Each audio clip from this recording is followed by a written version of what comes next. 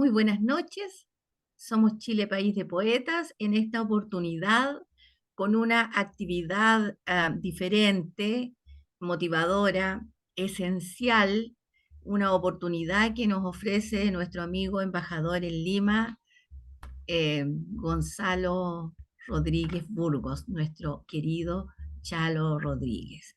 Profesor, poeta, neurocientista, le damos a él el pase para que nos comparta todo ese conocimiento sobre las neurociencias que nos servirán seguramente para vivir, si no más, al menos mejor. Muy bienvenido, Chalito. Muchas gracias por la presentación, querida María Loreto. Para mí es un gusto y un placer y un honor poderme dirigirme a tan selecto público como el que tenemos el día de hoy, para compartir eh, lo poco que puedo saber sobre lo amplio que significa la neurociencia. Y eso nos vamos a percatar conforme vayamos desarrollando en qué consiste, qué abarca y qué es y de qué manera puede influir en nosotros. Cierto día yo estaba tomando el lonche, en Perú, tomar el lonche, tomar el cafecito, 7 de la tarde, unos pancitos, y se acerca mi papá, una persona muy especial y singular. Me dice: Chalo, tú, dime, tú que estás metido, leyendo, estudiando, escribiendo, ¿dónde van mis pensamientos? Y la verdad que a mí me quedó frío, o sea, yo no supe qué responder, y sí me hizo recordar, en todo caso, otras preguntas similares que yo me había hecho durante toda la vida, ¿no? Y probablemente ustedes también: ¿qué hago acá? ¿Qué vino a hacer en el mundo? ¿Por qué reacciono de una manera en algunos momentos? ¿Por qué no me puedo controlar en otros? ¿Cómo es que comienzo a pensar? ¿Cómo aparecen las ideas en mí? ¿Qué es lo que me motiva? ¿Y por qué tengo ciertas cosas que puedo recordar y otras no? Yo le voy a pedir a Loretito, para ir avanzando con esto, si me permite, o Anita, compartir la pantalla para ver, apoyarme en el PPT, que esas imágenes nos van a ser muy importantes que ustedes puedan observar. Tú me dirás, Anita, si puedo compartir. Y mientras tanto, les voy indicando de que eh, eh, no es que vayamos a desvelar todo lo que ocurre en un cerebro, es un trabajo que se viene realizando desde hace muchísimos años y en condiciones muy difíciles. Había que luchar contra la religión en algunos casos. La información no estaba consolidada, aparecía en un lugar de un continente, en otro, etcétera, etcétera. Tú puedes compartir, Chalito. A ver, vamos a hacer la prueba. No sé si se está viendo. No, Yo tengo que poner compartir, entonces creo. claro, porque si no estaría compartiendo yo pantalla conmigo. Ya. Cierto, cierto, cierto, cierto. Mm. Ya me había olvidado cómo es esto. Hace 2 años, ¿se acuerdan cuando estábamos frente a la pantalla y no sabíamos si funcionaba o no el Plena pandemia, computador y, todos y, las, aprendiendo. y las angustias que pasábamos? Sí. Creo que ahora sí. No, No, Ajá. Ahora sí comenzaron los problemas. debe ir a share screen. Y yo pongo acá compartir pantalla. El anfitrión. Pero dice que inhabilitó la función. Tienes que abrir la Anita. Tienes que habilitarla para yo poder compartir.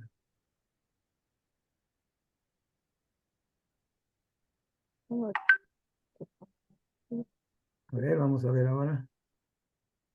Dice: el anfitrión inhabilitó la función de compartir la pantalla de los participantes. Anita, lo tenés que poner como host o como co-huésped a Chalo para que pueda para que pueda compartir. Eso significa que cuando yo la vaya a visitar me tiene que recibir también en su casa, ¿no? A esa parte no te la puedo contestar yo.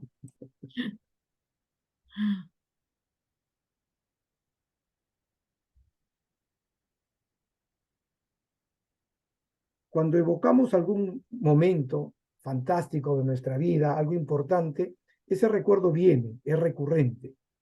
Pero hay otras cosas que quisiéramos recordar y no podemos, no conseguimos tenerla.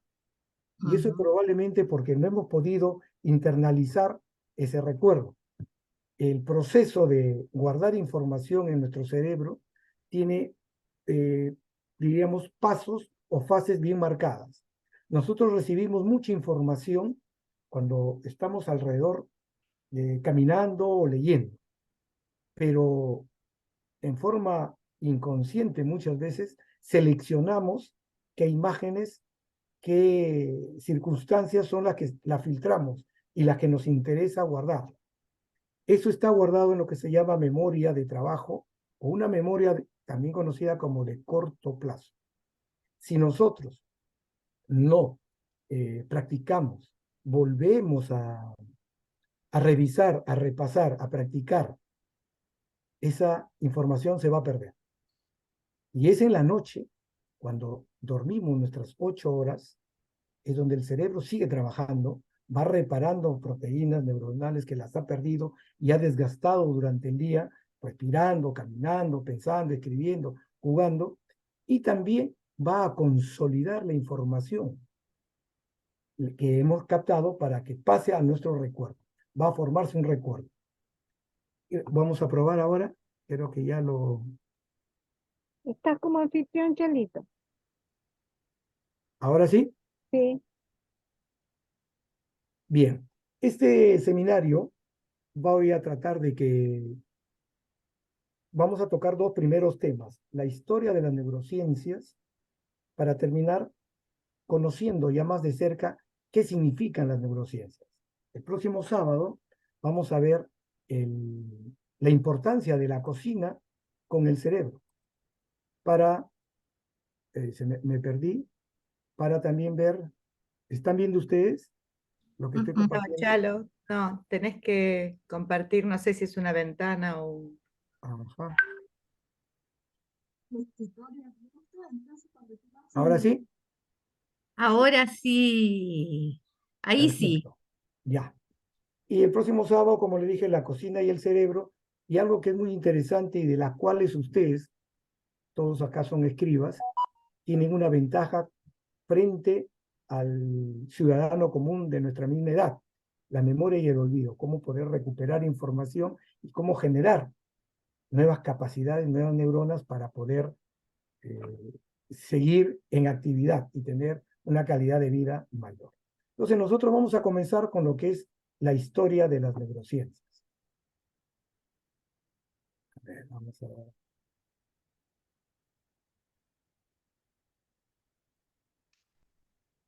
Nosotros percibimos el mundo a través de nuestros sentidos, nuestro sistema sensorial, los ojos, la nariz, el gusto, los oídos y el tacto.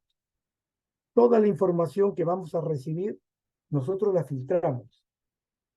Y teniendo en cuenta nuestro propio mundo interior, vamos a tener una percepción de todo lo que nos está rodeando. Eso implica que la manera de pensar que yo pueda tener va a diferir con otro ser humano. Esta inquietud y esta forma de pensar de qué nos rodea viene y data desde hace mucho tiempo. Para entender qué nos hace ser quienes somos, por qué nos comportamos de determinada manera, es que surge lo que se va a conocer con el nombre de neurociencia. No es desde ahora, viene de un largo proceso donde se ha ido consolidando todos los adelantos que hemos ido obteniendo.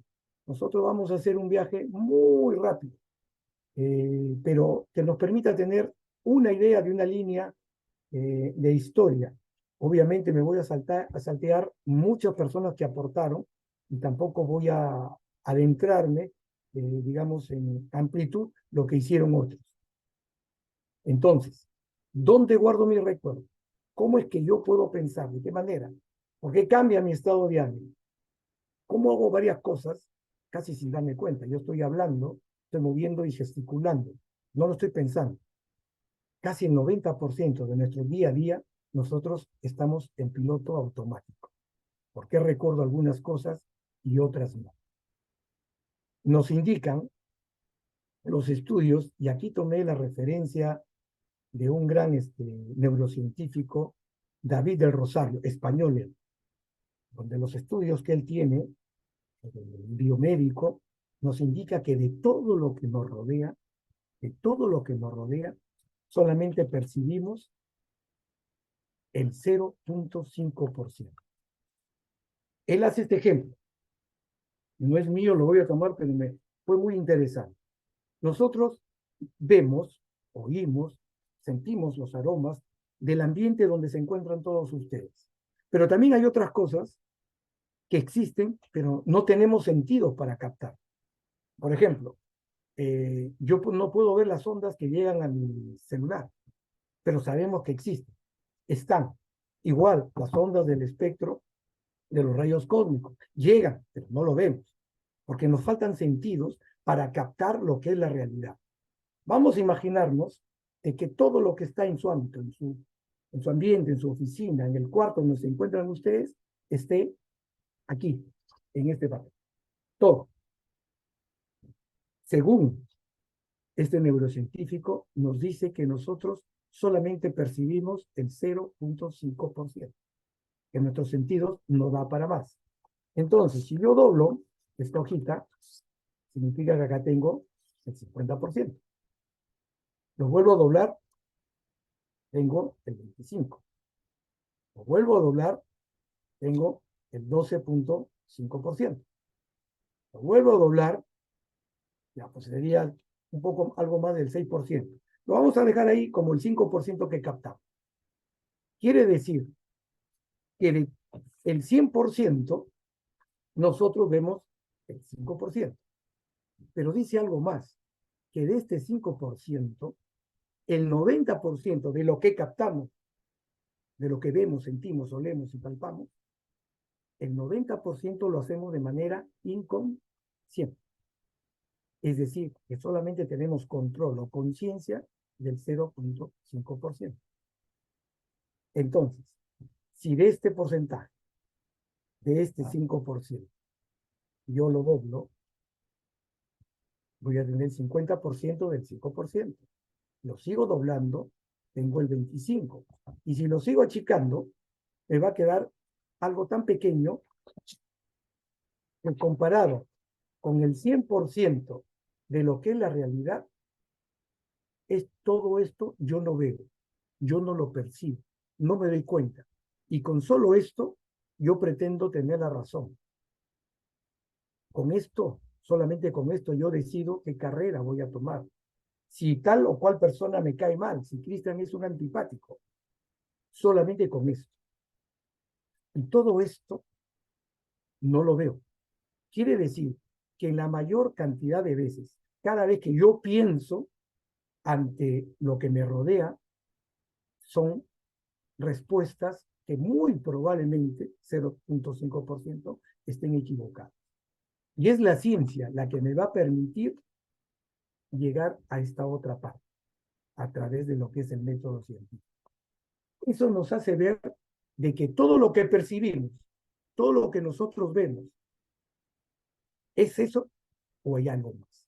Vemos que hay algo más.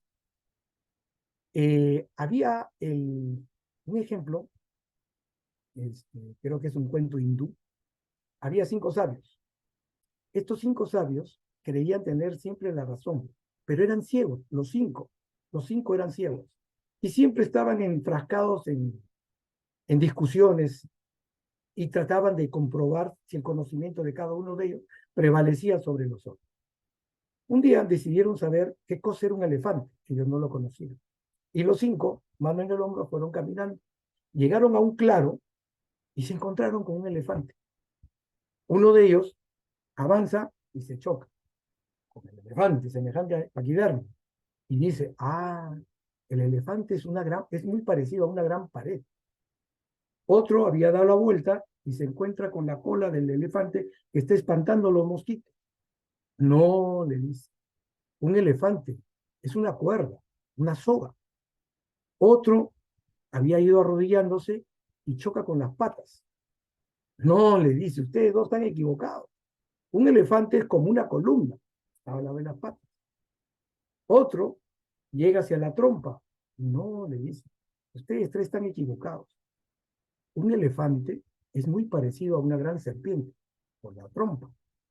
Y otro había palpado las orejas. No, le dice. Un elefante es algo muy similar a dos enormes mariposas. Y discutían y cada uno creía que tenía la razón. Cada uno defendía la posición con lo que ellos habían percibido. Así que el que estaba encima del elefante, el dueño del elefante, el jinete del elefante, les dijo, ustedes están equivocados, porque él sí veía, ¿no? Y les explica que es un elefante. Muchas veces nosotros vemos parte de la realidad. Recordemos esto. Vemos solo una parte y creemos tener la razón. Entonces, ¿vemos todo lo que nos rodea? No.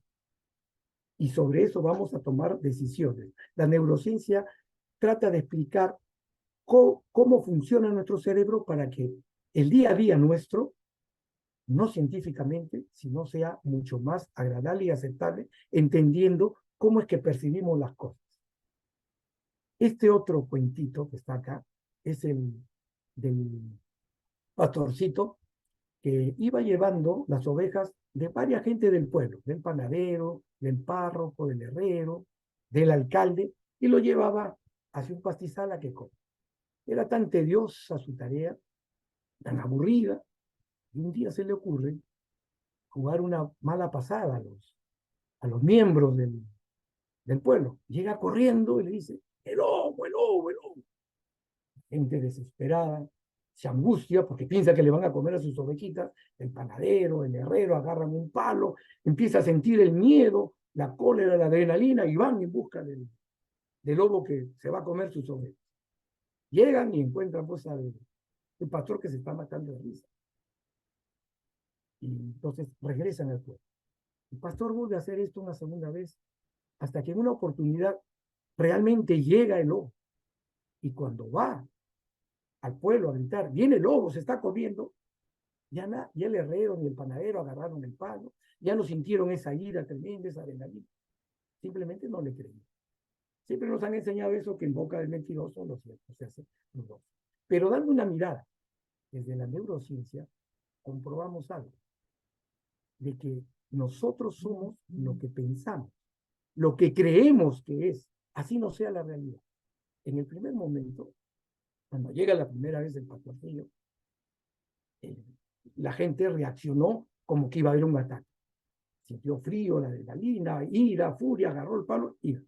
Y no era cierto. Pero ellos creían que sí, así lo veían, pero la realidad era otra, pero no alcanzaban a verlo.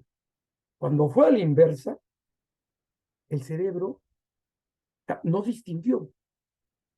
Cuando la realidad te decía que efectivamente el lobo se estaba comiendo a las ovejas, ellos no reaccionaron. Consecuentemente, muchas veces, casi todas las cosas, nosotros sentimos lo que pensamos. Las cosas que nos vienen a nuestra mente nos hacen sentir. Si siento que estoy mal, voy a estar mal. Le estoy dando una orden o estoy escuchando el pensamiento de mi cerebro. Y si tengo una atención sostenida, el cerebro que va a leer, que va a entender que ese pensamiento es necesario para la supervivencia y va a ser recurrente y no me voy a poder sacar eso. Se hace un estudio en el año 96, me parece que es, donde hacen estas preguntas a varios atletas que durante 10 años se habían preparado para la carrera de 100 metros planos. 100 años privándose de su juventud, de tomar, de ir con el grupo de amigos, etcétera, etcétera, para prepararse y poder calificar para las Olimpiadas. Se hace la encuesta, yo me imagino a todos nosotros, 10 años de preparación, lo que queremos es tener la medalla de oro, ¿verdad? Eso es lo que pretendemos. Si llego al segundo puesto, bueno, si llego al tercero, se hace el estudio con los atletas que habían participado en las Olimpiadas de Barcelona y denota que aquellos que tuvieron la medalla de plata no estaban tan satisfechos como sí lo estaban los que tenían la medalla de bronce, los que habían llegado en tercer lugar. ¿Por qué razón? Porque los que llegaron a la medalla de plata, pensaron de esta manera. Caramba, faltó poco para ser primero. El que estaba en tercer lugar dice, uff, por suerte llegué al podio. Sentimos lo que pensamos. Ese es la primera, digamos, primer dato que me gustaría que ustedes lo internalizaran. Efectivamente, el hombre, desde los albores, su primera preocupación fue la sobrevivencia. Una vez que el hombre, según Alvin Toffler, llega a la primera ola y descubre la domesticación de ciertas plantas y animales, estamos hablando de la agricultura, el hombre gana tiempo. Y en ese tiempo empieza a pensar, a socializar y a pensar qué lugar ocupa en la vida, a qué ha venido, qué es. Empieza a generar posibilidades y situaciones a ver. Antes de que ustedes entraran a esta conversación, desconocían algunos datos que yo he dado. Los nuevos datos que ustedes han incorporado significa que han establecido nuevas conexiones neuronales, nuevos circuitos neurológicos. Yo siempre utilizo este ejemplo. Yo tengo un foco acá encima. Para que el foco se encienda, hay un cableado. Eso lo tengo, por eso funciona. Pero si quiero poner otro foco, tengo que hacer otro cableado. Eso es lo que hace nuestro cerebro. Va formando circuitos neuronales por cada conocimiento que tenemos. Y cuando dejamos de usarlo, como hay un gasto energético muy grande en estos circuitos se sueltan. Porque estas neuronas tienen que integrarse a otros nuevos circuitos. Vamos perdiendo parte de nuestro recuerdo. Así como con un camino dejamos de transitar, ese camino también se pierde. Entonces, rápidamente, no quiero cansarlo, pero sí es necesario que conozcan, digamos, esta línea histórica de las neurociencias. Hace 7.000 años atrás ya se han visto trepanaciones craneanas, ya sea por herida de guerreros o por enfermedades que suponían que tenían los antiguos, se hicieron ya incisiones, trepanaciones, y muchas de ellas aparentemente con éxito. Por lo menos si yo vivo, no sé en qué condiciones. ¿Por qué? Porque las roturas craneales se ve que se ha formado un callo, es decir, esa persona siguió siendo viva. Vamos a ver rápidamente que después, 2000 años atrás, vienen los griegos, el pensamiento que aún hoy en día prevalece en muchas cosas, hasta llegar a la edad oscura, a la edad media, pero sí hubo personas luminarias, la edad moderna y la contemporánea, hasta llegar a algo que a mí me interesa que ustedes se vayan sabiendo esto, el conectoma humano. Entonces, 7.000 años atrás ya había trepanaciones craneales. En el caso del Perú, 700 años antes de Cristo, en la cultura Paracas, ya se hacían estas incisiones, aparte de las deformaciones craneales, ya por ritos, por religión, etcétera, etcétera. Y este documento es muy interesante. 5.000 años antes de Cristo, 5.000, hay un papiro donde explica ya la existencia del cerebro y de los nervios. 5.000 años atrás. Y hay un registro que habla sobre el cráneo. Llegamos a los griegos y tenemos a 4 de los más importantes. Hay más, como les digo, este es un vuelo muy, muy rápido, muy rápido. Platón, junto con Galiano e Hipócrates, pensaban que todos los procesos mentales, es decir, nuestras emociones, nuestras extensiones, nuestra percepción, nuestros pensamientos, venían del cerebro. No hacía Aristóteles. Aristóteles consideraba que el corazón era el centro máximo. Y Aristóteles tenía tal hegemonía que lo que pensaron los otros tres no tuvieron la relevancia. El pensamiento aristotélico llegó hasta la Edad Media. Nosotros tenemos varias emociones, pero a mí me enseñaron a encontrar las básicas con una palabra. Se llama matiza, con esta palabra. La M de miedo, la A de asco, la T de tristeza, la I de ira, la S de sorpresa y la A de alegría. son las emociones básicas que las tienen todos los mamíferos. Todos los mamíferos, ¿sabes? Es más, hay personas que son invidentes desde el nacimiento, pero van a poner las mismas caras que yo he tratado de reflejar por cada emoción, porque ya viene como un sello genético. Lo tienen muchos de los animalitos que ustedes ven. Sigamos. Ya llegamos a... Perdón. A esta parte de los árabes, donde Reises describe la existencia de los nervios craneales y al cerebro como la fuente de los sentidos.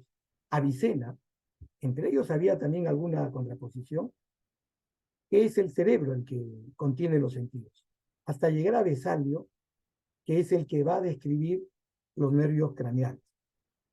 Ellos trabajaban en condiciones muy difíciles. Trabajaban primero con los animales muertos, y eso les servía para la ubicación o la forma que tenía el cerebro, pero no podían trabajar con cerebros vivos, no de humanos, sí de algunos cerdos, de algunos perros, de algunos monos. Descartes, entrando al terreno filosófico, él entra a lo que es el racionalismo. Primero pienso y luego soy. Galvani descubre que las conexiones de los nervios tienen electricidad. Esto fue un avance tremendo. Y Thomas Willis, él es el que implanta el término de neurología para el estudio del sistema nervioso. Gold, él diseña que el cerebro tiene ciertas regiones y a cada uno le asigna una función y un nombre, como que fueran áreas específicas. Florence va en contra de lo que dice Gold. Dice que el cerebro trabaja en forma global, holística, no por sectores. Y Broca, este es un avance importantísimo, habla sobre la zona del lenguaje. Él había tenido un paciente donde lo único que podía decir era tan, tan, tan. Cuando muere este paciente, él pide permiso a la familia para abrir el cerebro y descubre que en el área izquierda tenía una lesión cerebral. Él determina que cuando hay esa lesión en esa área, la persona no va a poder hablar. Entendía todo tan, pero no podía hablar. Por eso que esa zona del cerebro se llama Broca. Y detrás del cerebro de la zona de Broca tenemos la de Wernicke, que él tenía otro tipo de paciente, que sí podía hablar, pero no entendía, porque en la parte de atrás, en el área de Wernicke, es donde se decodifica los sonidos que nosotros vamos a traducir estos fonemas para poder articular nuestro aparato fonoarticulador y poder hablar. Y acá viene un caso muy importante que tiene que ver ya con nuestro comportamiento. El caso famoso de Phineas Gage. El doctor Harlow recibe a un paciente que era un ingeniero que trabajaba en la línea férrea. Muy correcto, una persona muy caballerosa, muy cuidada y atinada en su vestimenta y en su hablar diario. Él era encargado de poner la dinamita para hacer los tendidos férreos y que avanzara el ferrocarril de Estados Unidos. Una de esas tiene un error y la carga explota antes de él. Y una barra larga de fierro que va a atravesar por el pómulo y va a salir por la parte frontal. Increíblemente, Nicolás Gage, no muere, pero empieza a tener un comportamiento totalmente diferente a lo que era. Empezó a tomar, cosa que no hacía antes, se volvió grosero, peleador, vivió varios años, pero el comportamiento del cambio, porque algunas áreas del cerebro habían sido afectadas. Ese también fue otro avance que se va a tener. Ya en la siguiente centenario, tenemos que se descubre el comportamiento del cerebro que está formado por grupos de células según funciones. Y acá Golgi va a hacer algo importantísimo. Encuentra una tintura que permite encontrar, diferenciar y ver lo que era una célula neuronal, una neurona. Recién en esta etapa se encuentra eso. Y va a ser Ramón Cajal, todo un genio en español, que él interpreta Estas células son las que tienen mi pensamiento y la van a comunicar a la otra en un proceso que se llama sinapsis, el paso de información de una neurona hacia otra. A ambos le van a dar el premio Nobel, uno por el descubrimiento de la tintura y el otro por interpretar, porque todavía no lo podía verificar. Scott habla que el sistema nervioso va desde la neurona, la sinapsis y gran cantidad neuronal en la corteza craneal. Y quiero detenerme un ratito. Les hablé de las emociones primero. Eso está en la parte interna del cerebro, que es lo que tiene un joven, por ejemplo, y nosotros también, cuando respondemos emocionalmente. Conforme va desarrollándose el cerebro, vamos teniendo mayor cantidad de neuronas en la parte externa del cerebro, lo que se llama la corteza cerebral. Y esta corteza cerebral es la que razona. Este responde a la emoción, no piensa, actúa. Y esta es la que controla. Por ejemplo, un profesor en clase. Hay un alumno que lo fastidia constantemente. Emocionalmente el profesor diría, esto lo voto y estoy en el segundo piso mejor. Pero razonalmente le dice, no hagas eso. Te vas a ir preso y no vas a conseguir nada. Entonces, un jugador de fútbol sabe que no debe cometer falta cerca al área o no debe responder un insulto, etcétera, etcétera. Pero en este momento estamos dominados por nuestras emociones y nuestra corteza cerebral va a demorar. Y esto es necesario. ¿Por qué? Si estoy caminando en una esquina y volteo y me encuentro con un perrazo que me quiere atacar, no voy a razonar y ponerme a pensar, como el perro es más grande que yo, voy a ir a correr. No, debo reaccionar inmediatamente. Para eso son las emociones. En 1990, viendo ya la trascendencia y la importancia del cerebro, el Congreso norteamericano, igualito a nosotros, sobre todo en el número de componentes, aquí en el Perú hay 14 partidos políticos, en Estados Unidos solo 2, se pusieron de acuerdo para declarar la década del cerebro, donde iban a contribuir grandes empresas para impulsar el desarrollo de investigaciones sobre el cerebro. Aquí por primera vez ya se va a poder ver el cerebro en acción, un cerebro vivo. Son las neuroimágenes. Hay una investigación interdisciplinaria, es decir, de diferentes profesiones, psicología, neurociencia, biología, química, actúan conjuntamente para encontrar y comparten sobre todo información para ir determinando y descubriendo cosas que los hacía retroceder para volver a avanzar e incrementar los nuevos conocimientos que se iban adquiriendo.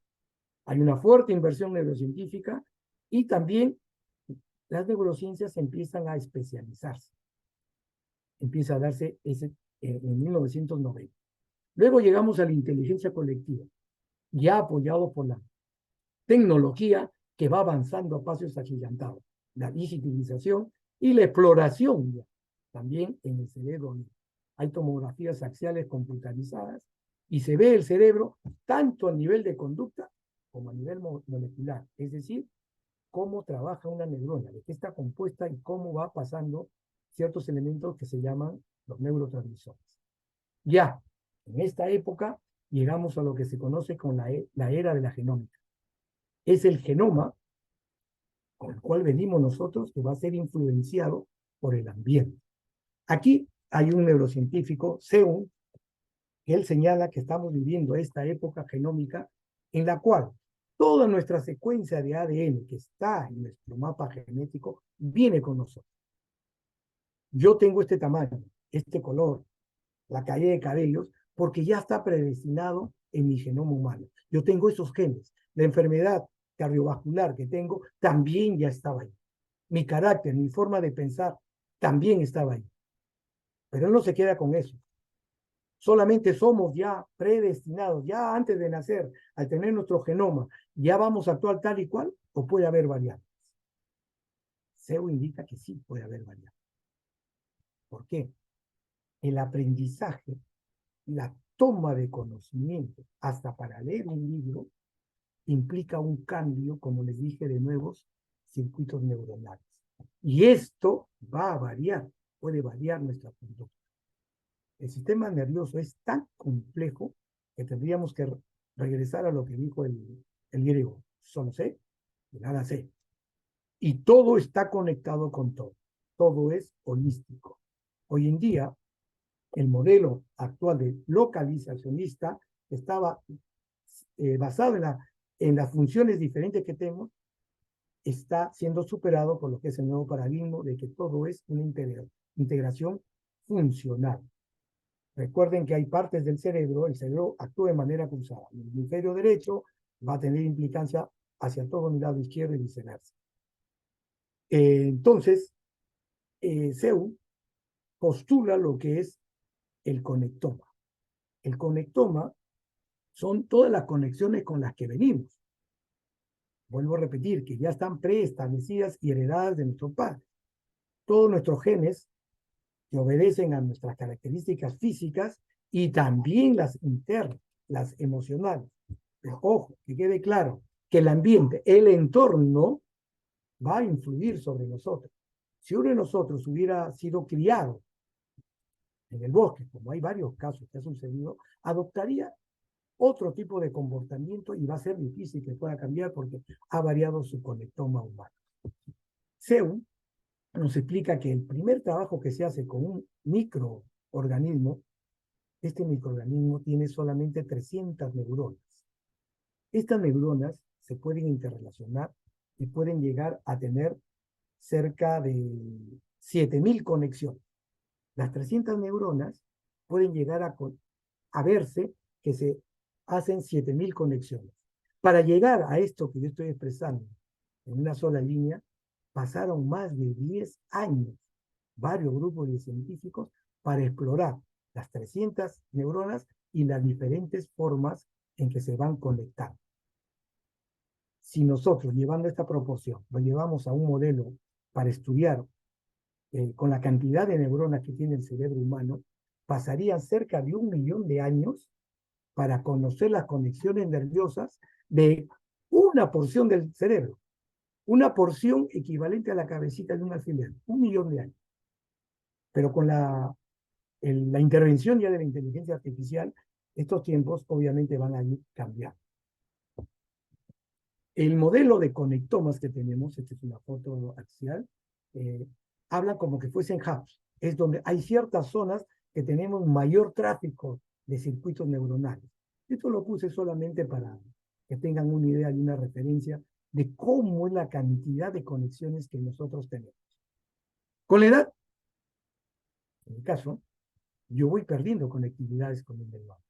Así como se cae la piel se agrieta, los músculos decaen, caen los cabellos, etcétera, etcétera, también nuestra conectividad funcional va a ir decayendo.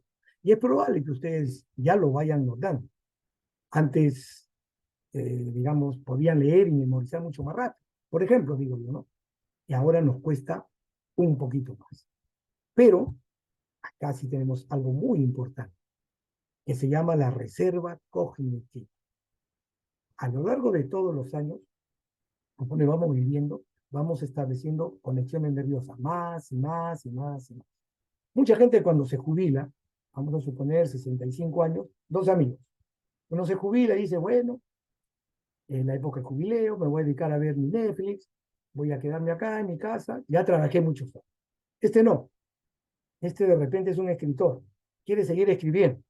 Y los escritores, para escribir, obviamente tienen que leer, fundamentar lo que dicen, indagan, averiguan, están en diferentes actividades, viajan, se van relacionando con otras personas, aprenden. Entonces, su actividad neuronal sigue avanzando. Cuando venga la degeneración que viene, este que está acá va a ir hasta acá.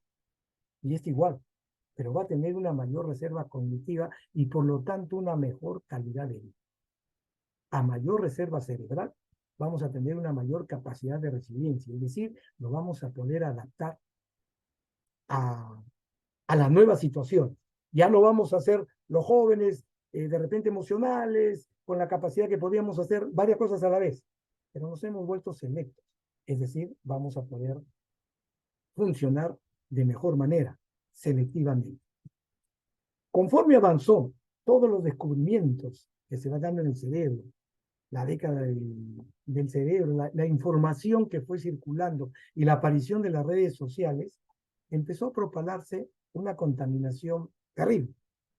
Así como hay la contaminación de los mares, océanos, el aire, o las fábricas, hay una contaminación muy perniciosa y terrible, que es las falsas noticias.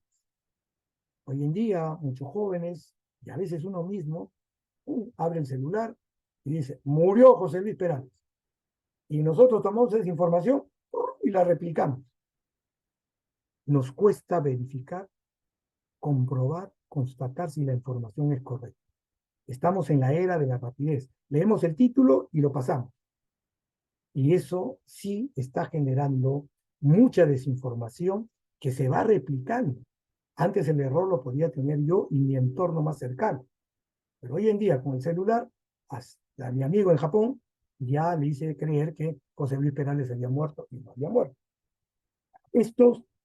Esta situación sobre el cerebro fue dando lugar a lo que se conoce con el nombre de los neuromitos. Es decir, los mitos son cosas que no son reales con relación al cerebro. Creencias erróneas sobre el funcionamiento del cerebro y que la neurociencia no le ha dado una base sólida para eso. Vamos a ver algunos de los cuales, hay varios, ¿eh? Porque ahora el término neuro le dicen neuroratón, neurocelular, neuroamigo, etcétera, etcétera. Nos decía de que el cerebro, nuestro cerebro, solo trabajaba en 10%. Hemos visto que el cerebro trabaja completo, no puede ser por pedazos. Dicen que había el efecto Mozart. Escuchando música de Mozart, podías aprender cierto conocimiento mucho más rápido. Muchos aprendemos con música, pero obviamente estamos distrayendo, ¿eh? Algunos tienen esa capacidad de tener el televisor encendido, escuchar música, contestar el teléfono, las redes sociales y seguir trabajando. Pero estoy seguro que si todo ese gasto energético lo concentrara en una sola cosa, su producción sería mucho más rápida y tendría tiempo para hacer las demás cosas. Que el cerebro del hombre y de la mujer son diferentes. Tampoco es mentira, el cerebro es uno. Que los trastornos neurológicos siempre, ojo, que siempre van a ser hereditarios. No necesariamente. Que los trastornos neurológicos solamente se dan en los mayores, tampoco. Hay gran cantidad, porcentajes, estudios que revelan que tanto niños, inclusive jóvenes, ya presentan ciertos cuadros. Que el cerebro de la persona mayor, nuestro cerebro, es inalterable, mentira. Cada vez que aprendemos algo, estamos generando plasticidad, es decir, nuevos contactos, nuevos circuitos neuronales. Hoy en día, mientras ustedes están leyendo esta información, ustedes están generando un nuevo circuito que se va a perder si después de la clase o de la explicación no leen más o se olvidaron, se va a pasar, porque como les dije, en este momento toda esta información solamente está en su memoria de corto plazo, no ha pasado a la de largo plazo, a la que no se van a olvidar. Que hay un hemisferio cerebral, izquierdo y derecho, predominante sobre otro, tampoco es mentira. No es cierto de que yo soy matemáticamente más mi cerebro más que las letras. O que los zurdos, que hay algunos, tienen un cerebro diferente. Tampoco. Ustedes que acaban de escuchar lo que yo les he indicado, es importante que en nuestro círculo compartamos y desmintamos que estos neuromitos no existen. Mientras no hay un basamento científico comprobado, mientras no apliquemos el método científico, no podemos garantizar lo que se está diciendo con una facilidad hoy en día tremenda.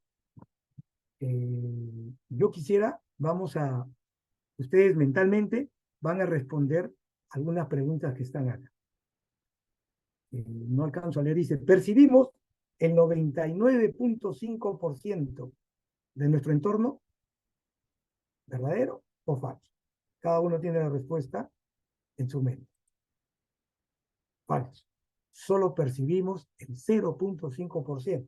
Y recuerden que de ese 0.5%, el 90% estamos en piloto automático. No tenemos conciencia sobre las cosas que estamos haciendo. Las primeras trepanaciones craneanas se hicieron hace 700 años. Recuperen información. Falso. 700 años, sí en Perú, en Paracas, pero son 7.000 años los restos que se han encontrado. ¿Qué filósofo griego pensaba que las ideas y pensamientos, estaban en el corazón. Platón, Aristóteles, Hipócrates o Galeno. Les había indicado que este pensador, su pensamiento había tenido una preeminencia inclusive hasta la Edad Media. Aristóteles, ¿no es cierto? El científico que descubre el área del cerebro donde está involucrada el habla, es un nombre un poco complicadito, pero comienza con la segunda letra del alfabeto, efectivamente, bien, ya, Broca, Paul Broca. El caso de Phineas Gage, el ingeniero que se le atravesó la barra de metal, demostró que una lesión cerebral, ¿qué cosa es lo que cambia? Además de su aspecto físico, ¿no? Su comportamiento. Y si esto me responden positivamente, me voy contento. Nuestras experiencias, las nuestras, el día a día, lo que aprendemos, lo que conversamos, lo que nos sucede, nuestras angustias, ¿pueden cambiar nuestro conectoma? Es decir, las conexiones con que ya venimos genéticamente, ¿las cambian o no? Sí, las cambian. Y eso nos permite, por eso que somos diferentes. El chalo de hoy día no es el chalo de hace 5 años, ni siquiera es el chalo de la mañana. Chalo de la mañana estaba preocupado en cómo saldrá la exposición, si funcionará, etcétera, etcétera. Bien, como vamos refrescándonos, vamos a ver un video que dura 3 minutos y medio. Me dicen si se está Al mismo viendo. tiempo que escuchas este video, tu cuerpo realiza otras funciones, como respirar o escuchar sonidos a tu alrededor, mientras que tu corazón bombea sangre a tu cuerpo. Y probablemente también tu estómago esté digiriendo algún alimento que comiste. Todo esto lo coordina tu sistema nervioso, y todo ocurre en un tiempo tan breve que ni siquiera te das cuenta de ello. El sistema nervioso controla todos los movimientos del cuerpo, y esto incluye los movimientos voluntarios y los movimientos involuntarios. Los movimientos voluntarios se controlan de manera consciente, por ejemplo, caminar, saltar, escribir o lanzar una pelota. Los movimientos involuntarios se realizan de manera inconsciente, por ejemplo, los latidos de tu corazón, la respiración y los movimientos de los órganos internos de tu cuerpo. Para su estudio, el sistema nervioso se divide en dos: el sistema nervioso central y el sistema nervioso periférico. El sistema nervioso central está constituido por el encéfalo y la médula espinal. El encéfalo se encuentra dentro del cráneo y consta de varias estructuras, y cada una realiza distintas tareas. El cerebro es el órgano más grande del encéfalo. Está dividida en dos mitades o hemisferios. Además, almacena enormes cantidades de información. Realiza millones de actividades todos los días y es capaz de llevar a cabo varias acciones al mismo tiempo. Es tan complejo que no se conoce a detalle todo su funcionamiento. El tálamo se encuentra en el centro del encéfalo y recibe las señales que envían los 5 sentidos y las reenvía a distintas áreas del cerebro para que pueda procesarlas y reaccionar a ellas. El cerebelo es el segundo órgano más grande del encéfalo. Su función es mantener el equilibrio y controlar los movimientos finos. El hipotálamo se encarga de algunas funciones corporales, como regular la temperatura y percibir las señales de sueño, hambre y sed.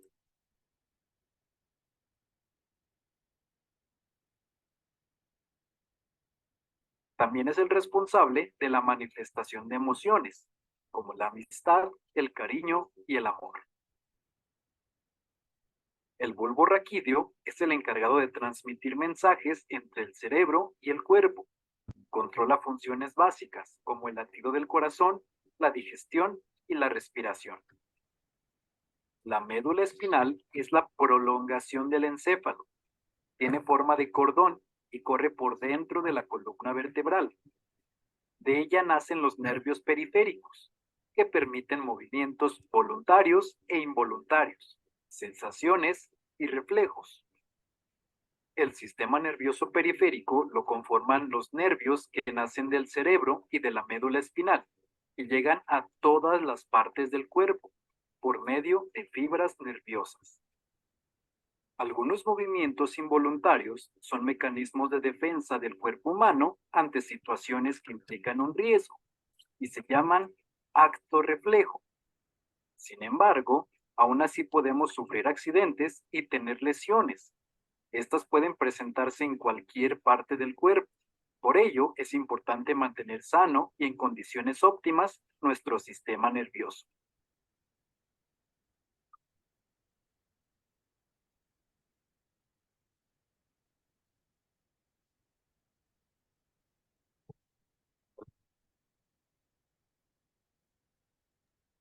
Bien, Gracias. ya hemos tenido un refrescar de lo que nos enseñaron en el colegio, solo que no pasaban diapositivas en esa época, pero para que tengamos idea de lo que estamos hablando. La parte principal del sistema nervioso es el cerebro. Y ya falta poco para terminar. Yo quiero que terminemos esta sesión conociendo 3 conceptos básicos. ¿Qué cosa es la sinapsis, la neuroplasticidad y qué cosa es la identidad personal?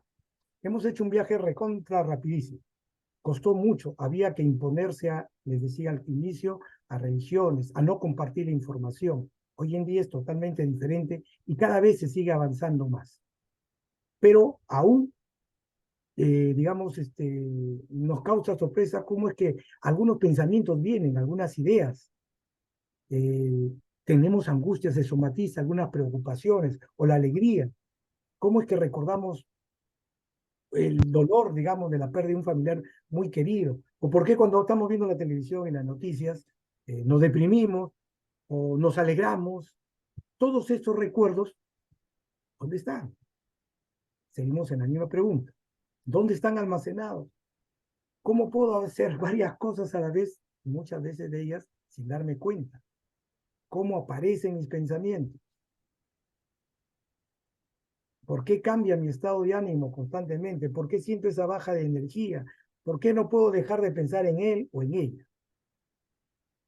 Bien, la percepción que nosotros tenemos del mundo no es igual en todos los casos. ¿Por qué? Tenemos el entorno, el medio ambiente, pero también tenemos un mundo interior que nosotros lo construimos con nuestras emociones, con nuestro propio genoma. Hablamos del genoma.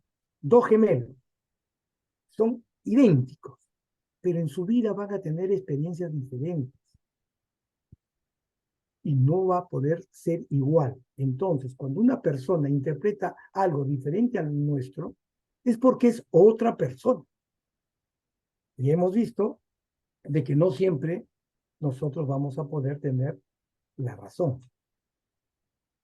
Repito lo que dijo Hipócrates, que todas nuestras emociones, nuestras sorpresas, la alegría, tiene como respuesta del cerebro a todo lo que nos rodea y a todo lo que sentimos internamente.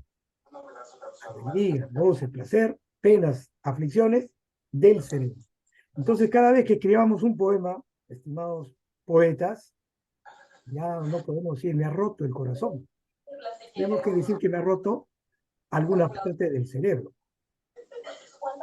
Desde los albores el hombre siempre quiso saber quién es. Esto ha sido un largo proceso. Mientras ustedes me están mirando, escuchando, interpretando lo que yo trato de decir y leyendo lo que dice, ustedes están generando nuevos circuitos neuronales. El ser humano ya viene con estos conectomas, estos circuitos, pero nos cambia. Por ejemplo, la escritura. El hombre no viene con genomas preparados para leer. Tiene el micrófono abierto, si fuera tan gentil de cerrarlo, por favor. Carol, Arias, tu micrófono, por favor. Entonces, cuando nosotros, el niño va a aprender a leer, tiene que aprender a hacer nuevos circuitos neuronales para los cuales no ha venido preparado. ¿Por qué razón? Porque la escritura es un invento del ser humano. Entonces tiene que aprender eso. y es un proceso difícil. ¿Por qué? Yo siempre pienso en los niños. Cuando hoy en día ha cambiado, pero en la época que yo era niño, me decían A de ala, L de loma, A de ala. A ver, lee A, L, A. Entonces mi cerebro decía A, L, A, alea. No, cuánto cocorrón. Ala, tienes que decir ala. Entonces cuando yo vi que la Chilindrina escribía en la casa del Chavo, en su tonel, y escribía, por ejemplo,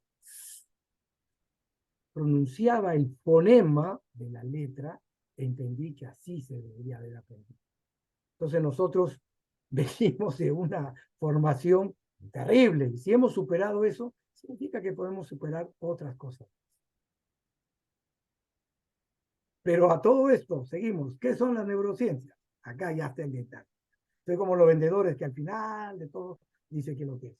Es una convergencia de diferentes disciplinas, como la biología, la química, la neurología, la genética, la psicología, psiquiatría, todas las ciencias, profesiones que estudian al cerebro desde su punto de vista y todos los avances que obtienen se integran, se comparten para entender realmente lo que somos. Nosotros no somos, si han dicho que nuestras emociones, mi cariño, mi vida, todo está en el cerebro, el cuerpo es nada más que una extensión. Si yo pudiera extraer mi cerebro y ponerlo en una solución, ahí estoy yo, ahí está mi pensamiento, ahí están mis recuerdos. Entonces cuando mi papá me dijo, ¿dónde están mis pensamientos? Pues están ahí, papá, en estos circuitos neuronales. Hace 2 días vi Avatar, el Camino del Agua. Y en un momento que están viendo, ven el cerebro en la proyección y dice, lo obligan a pensar al niño, al que han capturado, para ver justamente el circuito y leer la inteligencia artificial cuál es el pensamiento de lo que ellos estaban preguntando. Esa parte me encantó porque tiene función. Las neurociencias van a estudiar al cerebro desde la mínima parte, desde su base molecular, desde cómo está compuesta su neurona y los neurotransmisores, de lo cual voy a hablar ahorita, de cómo está estructurado, cómo está armado, los lóbulos que tienen las estructuras y cuáles son las funciones que tiene el cerebro, la cognición, el aprendizaje, la memoria, la motivación, la emoción y todo lo que son las funciones ejecutivas para actuar, para ser un ser humano. Y también estudia las patologías, las enfermedades que podemos ir teniendo porque estas conexiones no están funcionando correctamente, como el Alzheimer, la esquizofrenia, etcétera, etcétera. Entonces, la suma de todas estas disciplinas estudian desde la base molecular hasta llegar al proceso cognitivo, hasta nuestro pensamiento. Están en constante actividad, buscando, investigando y haciendo cada vez mayores trabajos de cómo influyen estos circuitos neuronales en nuestra conducta y nuestra relación humana. La idea de la neurociencia es aplicarla al día a día. Es decir, ¿para qué me sirve? Si yo entiendo cómo funciona mi cerebro, me voy a conocer un poquito más y voy a entender por qué una chica me dejó después de 3 años. Yo lo tuve que comprender 50 años después. Pero ya entendí y ya me fui calmando. ¿Qué cosa es la sinapsis? Acá hay una foto. Cada una de esas es una neurona que está entrelazada. ¿Saben ustedes con cuántas neuronas se puede conectar? Una sola. Y por cada vez que se conecta, cambiamos nosotros, cambia nuestro comportamiento. No solamente la conducta. Si yo aprendí algo más, ya cambié, ya no soy el mismo. Solamente para resumir, sistema nervioso central y sistema nervioso periférico. El central es donde está dentro del cráneo, el encéfalo, que está el cerebro, cerebelo, el tronco encefálico, etcétera, y la médula espinal. De ahí salen todos los nervios que van a llegar a la puntita de la cabeza y a la puntita del video gordo. Es el sistema nervioso periférico, que está conformado por el autónomo y el somático. El somático es el que recibe lo de nuestro entorno. Si me golpearon, la temperatura, la luz. Lo lleva al cerebro, lo traduce y la información de retorno va también por el sistema somático. El autónomo es el que por suerte nosotros no tenemos control, porque es el que se encarga, por ejemplo, de dar los latidos del corazón. Si me olvido dónde he dejado las llaves, ¿se imagina que me olvide decirle al corazón, oye, tenías que seguir latiendo? Por eso es autónomo. la digestión y un montón de actividades, cómo regular la pupila, por ejemplo, lo va a ver a lo lejos, a lo cerca, de noche, de día, para entender lo que son los nervios, el tejido de lo que están hechos los nervios y llegar a la neurona, cuya parte principal es la llamada el cuerpo, es todo esto, y esto que parece estar chichita realmente es el axón, que está nutrido, digamos, envuelto en una sustancia llamada mielina. A mayor cantidad de mielina, la información va a pasar mucho más rápido. Y esto es lo que se va perdiendo también con la edad. Lamentablemente es parte de nosotros. Las neuronas no son así pues, como este dibujo. Hay diferentes tipos y funciones sensoriales, motoras, de asociación, piramidales, granulares, etc. Aquí tenemos una foto cómo una neurona está conectada. Pero no les dije tampoco hasta cuántas. Ahorita lo vamos a ver. ¿Y qué es lo que conecta? ¿Qué información pasa de una neurona a otra? Es una información química eléctrica que se llaman neurotransmisores. Y estoy seguro que algunos de ellos los han escuchado. Esta es una puntita de las dendritas de las ramificaciones que tenía lo que vimos antes, perdón, de la neurona. Aquí, esos puntitos rojos que están saliendo, se abren ciertas vesículas por donde sale el neurotransmisor, esta sustancia química eléctrica, y va a ser recibida por lo otro, pero no por cualquier abertura, es como una llave a una cerradura. Cuando hay estos distorsionamientos, es que también vamos a tener problemas de recuerdo, de enfermedades mentales. ¿Qué tipo de neurotransmisores tenemos? Son más de 40, pero los más conocidos, la dopamina, como que estuvieras dopado, el placer, la recompensa. Cuando estamos enamorados, segregamos un montón de dopamina, no nos permite ver bien a la otra persona. Dice, el amor es ciego, realmente, porque estamos llenos de dopamina. Cuando pasa esta emoción, tu pareja que te deja es que fue a buscar dopamina a otro lado. La serotonina tiene que ver con el ánimo, el sueño y el apetito. Cuando tomamos café, va a ir, la cafeína va a actuar sobre la serotonina y la noradrenalina. La va a bloquear y va a hacer que no tengamos sueño, porque la función de la serotonina, entre otros factores, y la noradrenalina, es entrar a una situación de somnolencia para llegar al sueño. Pero le llega la cafeína y lo bloquea. Entonces seguimos activos. Esa función, esa acción la tiene en casi todas las personas, ¿eh? No en todas, pero en la gran mayoría. Y la acetilcolina tiene que ver con la contracción muscular, el corazón, acelerar la adrenalina cuando estamos en una situación de impacto. Y lo importante es que esta acción de los neurotransmisores va hacia otra célula, puede ir hasta otra neurona, a otra glándula o algún músculo. Como les dije, no va a cualquiera. Se produce en un lado y la acción va a ser en otro, de una manera específica. Todo está integrado, interregulado. Esta es una red neuronal, mire, un pedacito. Las redes van creciendo conforme vamos incrementando conocimiento. Ah, ya sé que después de las nubes, dice el niño, ¿no? Las nubes están oscureciendo, va a llover. Para saber eso, él ha integrado una red neuronal. Cuando estudiamos, escribimos, leemos, nuestras redes van creciendo como si fuese un enorme bosque. Mientras más bosque tengamos, es mejor. Va a llegar la depredación, la tala natural, pero nos va a quedar varios árboles para poder seguir resistiendo. Entonces, todos nuestros aprendizajes, los cambios que tenemos, las experiencias, los recuerdos, las nuevas historias que nos cuentan otras personas, los días que tenemos de tertulia, cuando escuchamos palabras nuevas o giros que van dando, y eso vamos aprendiendo, o por la imagen que nos dan, que nos revelan, nosotros lo vamos a comparar con cosas que ya tenemos y vamos a reelaborar. Al reelaborar, estamos formando un nuevo circuito y estamos cambiando. ¿A eso cómo se llama? Neuroplasticidad. Mi cerebro está creciendo, no en tamaño, pero sí en conexiones, que es lo que me interesa. Entonces, la memoria y todo lo guardado en ella se encuentra en todas estas inmensas redes. Ahí está mi memoria, ahí está mi pensamiento, y yo debo saber cómo rescatar. Ese es otro proceso, y si nos animamos, lo explicaremos en otra sesión. Cómo recuperar la información. Todo lo que representamos como personas, todo lo que somos en esencia, somos esta gran telaraña. ¿Que cuántas neuronas tenemos? Tenemos 86.000 millones de neuronas. 86.000. ¿Y que las han contado? Las ha contado. Una de ellas, Susana Herculano, que tiene que ver con otro tema que lo vamos a ver el próximo sábado, con la cocina. Ella los contó. Una neurona, al fin. ¿Con cuántas se conecta?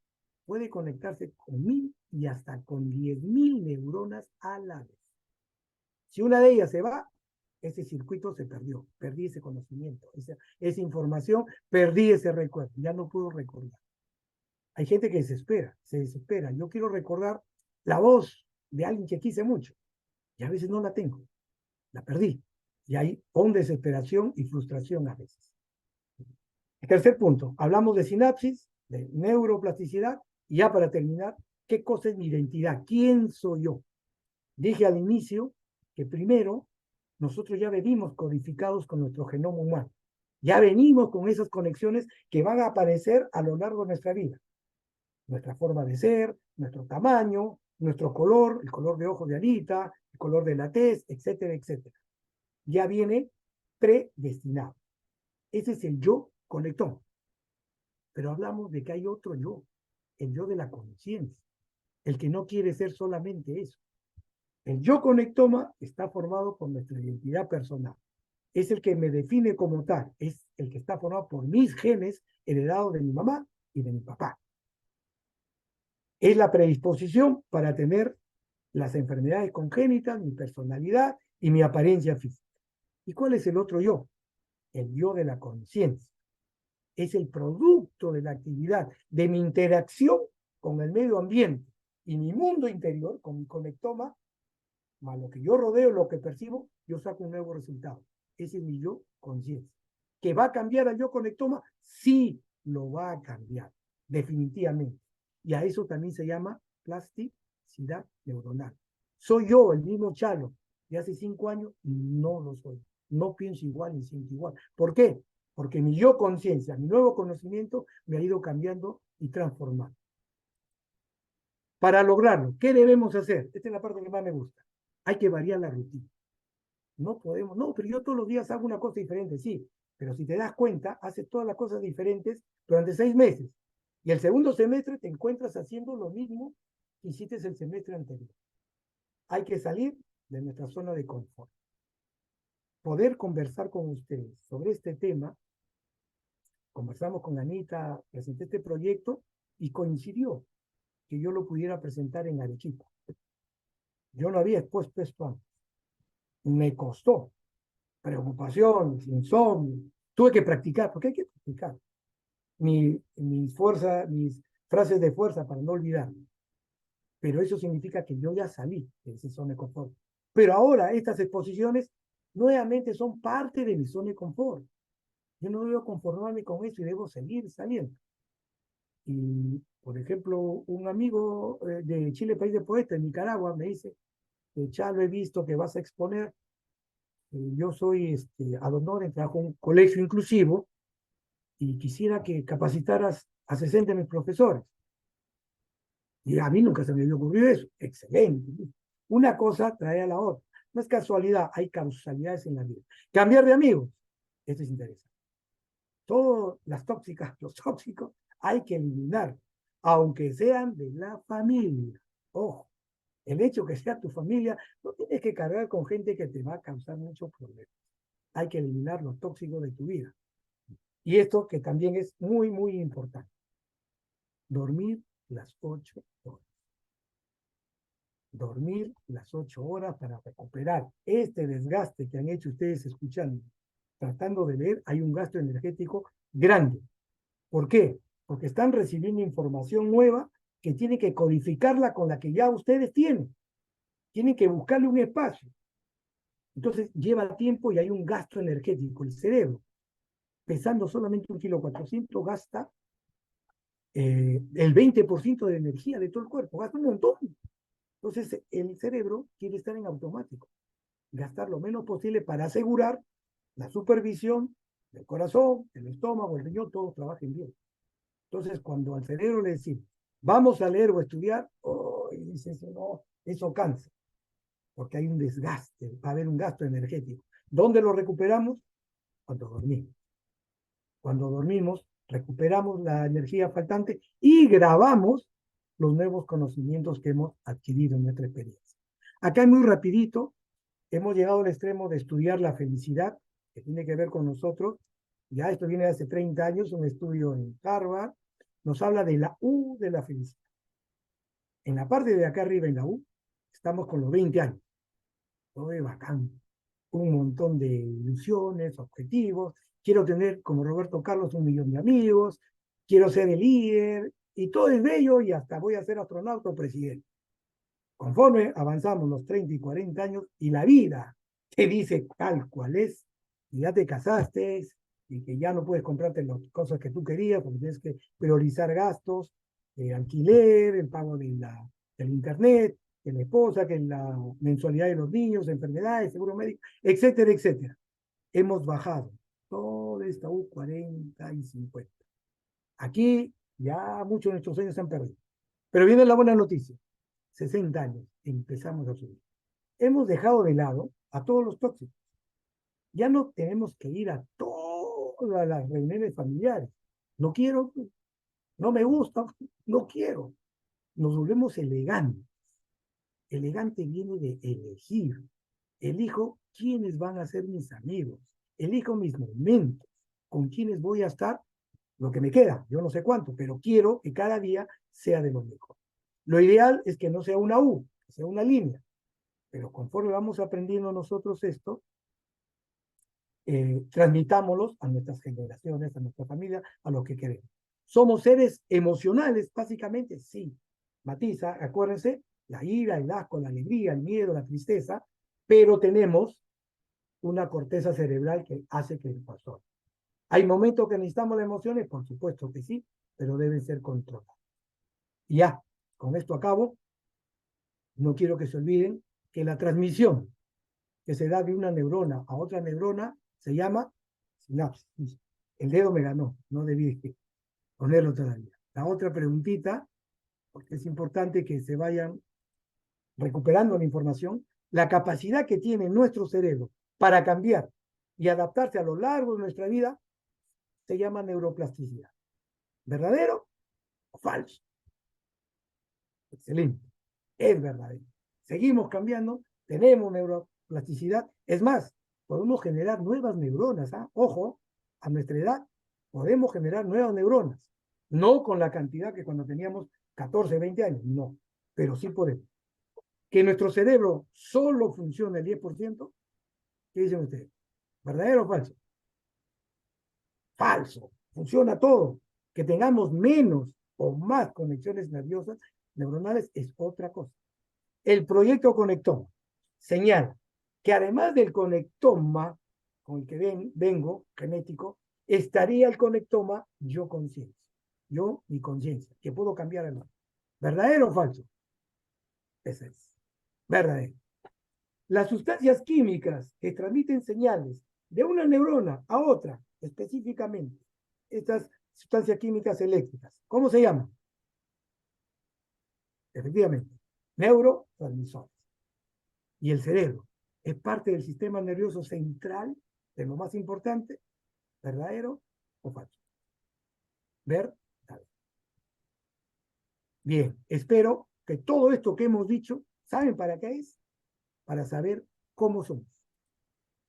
Y que seas tú, solo tú, como los Platters, only you, y nadie más que tú. Porque tú eres único, irrepetible. No hay más.